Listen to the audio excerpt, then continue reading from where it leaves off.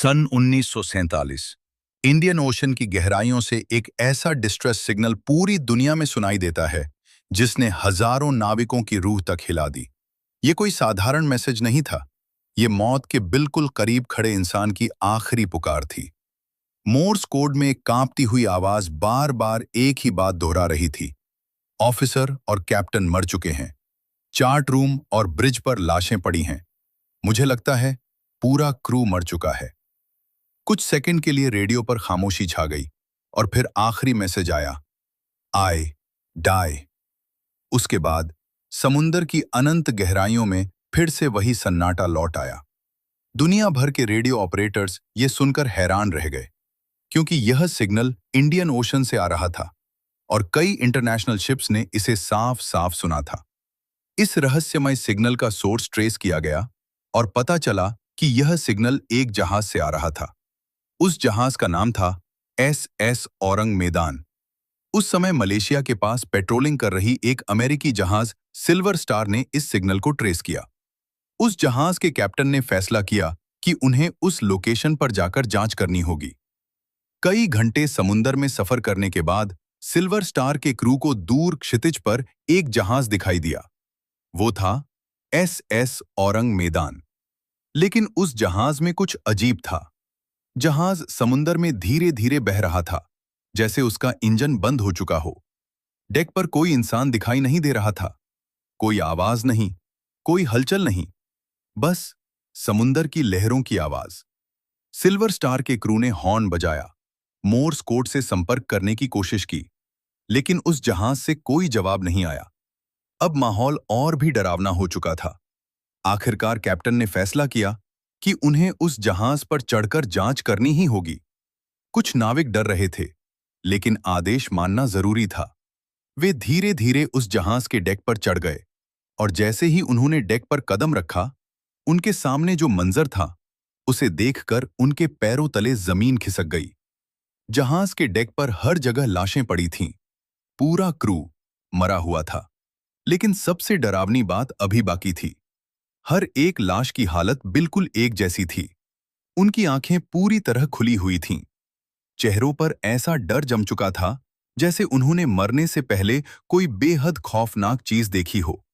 और उनके हाथ आसमान की ओर उठे हुए थे, जैसे वे किसी अदृश्य खतरे से खुद को बचाने की कोशिश कर रहे हों। यहां तक कि जहाज का कुत्ता भी मरा हुआ था और उसके दांत भी आसमान की ओर खुले हुए थे, जैसे वह किसी चीज पर गुर्रा रहा हो। सिल्वर स्टार के क्रू के लिए यह दृश्य किसी डरावने सपने से कम नहीं था। वे जहाज के अंदर गए। ब्रिज पर कैप्टन की लाश पड़ी थी। रेडियो रूम में टेलीग्राफ ऑपरेटर अपनी मशीन पर झुका हुआ था। उसकी उंगली अभी भी टेलीग्राफ मशीन पर थी, जैसे वह आखिरी मैसेज भेजते भेजते ही मर गया हो। लेकिन एक बात और भी ज्यादा अजीब थी। किसी भी लाश पर एक भी चोट का निशान नहीं था। न कोई खून, न कोई घाव, न कोई संघर्ष के संकेत। फिर भी सभी मर चुके थे। जब कुछ क्रू मेंबर्स जहाज के इंजन रूम में पहुंचे, तो उन्होंने एक और अजीब चीज नोटिस की। वहां का तापमान असामान्य रूप से ठंडा था। इतना ठंडा जैसे किसी रेफ्रिजरेटर के अंदर हो। अब यह रहस्य और गहरा हो चुका था। आखिर ऐसा क्या हुआ था उस जहाज पर, जिसने पूरे क्रू को एक साथ मार दिया, और वो भी बिना किसी चोट के? सिल्वर स्टार के कैप्टन ने फैसला किया कि इस जहाज को टो करके अपने देश ले जाया जाएगा, ताकि एक्सपर्ट्स इस रहस्य की जांच कर सकें। टो लाइन लगाई गई और सिल्वर स्टार ने जहाज को खींचना शुरू किया।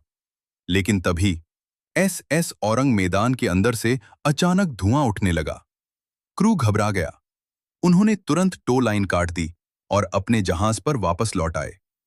कुछ ही सेकंड बाद समुंदर के बीच एक भयानक धमाका हुआ। इतना बड़ा विस्फोट कि पूरा जहाज हवा में उठ गया। और फिर एक जोरदार धमाके के साथ SS औरंग मैदान हमेशा के लिए समुंदर की गहराइयों में डूब गया। उसके साथ ही इस रहस्य के सारे सबूत भी समुंदर में दफन हो गए। आज 70 साल से भी ज्यादा समय बीत चुका है, लेकिन कोई भी आज तक यह नहीं जान पाया कि उस जहाज पर वास्तव में क्या हुआ था। कुछ लोग कहते हैं कि जहाज में खतरनाक केमिकल्स लीक हो गए थे। कुछ का मानना है कि जहाज पर जहरीली गैस फैल गई थी और कुछ लोग इसे एक अलौकिक घटना मानते हैं। लेकिन सच क्या है, यह आज भी एक रहस्य है। एस औरंग मैदान दुनिया की सबसे डरावनी और अनसुलझी समुद्री कहानियों में से एक, और शायद समुंदर की गहराइयों में छिपा यह राज हमेशा के लिए राज ही रह जाएगा।